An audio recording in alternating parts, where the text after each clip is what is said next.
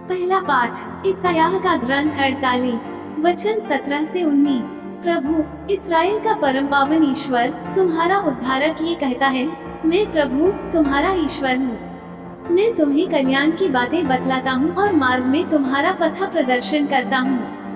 यदि तुमने मेरी आज्ञाओं का पालन किया होता तो तुम्हारी सुख शांति नदी की तरह उमड़ती रहती और तुम्हारी धार्मिकता समुद्र की लहरों की तरह है। तुम्हारे वंशज बालू की तरह हो गए होते, तुम्हारी संतति उसके कणों की तरह असंख्य हो जाती।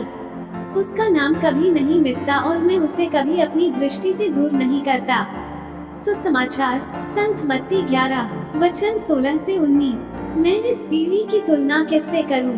वे बाजार में बैठे हुए छोकरों के सदृश हैं, जो अपने साथियों को पुकार कर कहते हैं, हमने तुम्हारे लिए बांसुरी बजाई और तुम नहीं नाचे, हमने विलाप किया और तुमने छाती नहीं पिटी।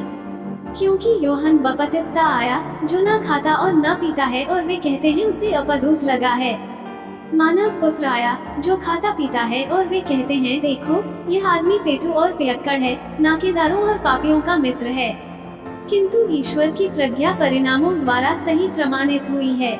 मनन चिंतन। आज हम लोगों द्वारा ईश्वर को अपने जीवन में ग्रहण करने के मनोभाव पर मनन चिंतन करते हैं। इस्राएल का इतिहास हमें दर्शाता है कि उनके तितर बितर हो जाने का एक मुख्य कारण ये भी था कि उन्होंने ईश्वर के संदेश को अनसुना कर दिया और उसकी आज्ञाओं का पालन नहीं किया, अतः ईश्वर ने उन्हें दास्ता में जाने दिया।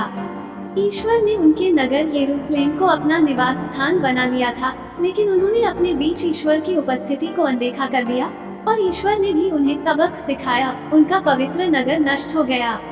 इससे उन्हें ये सीख मिली कि यदि हम ईश्वर को अस्वीकार करते हैं तो हमारा सब कुछ बर्बाद हो जाता है।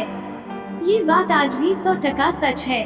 प्रभु यीशु इस दुनिया में आए और जिन्होंने उन्हें स्वीकार किया उन्हें सब कुछ प्राप्त हो गया, उनका जीवन सार्थक हो गया।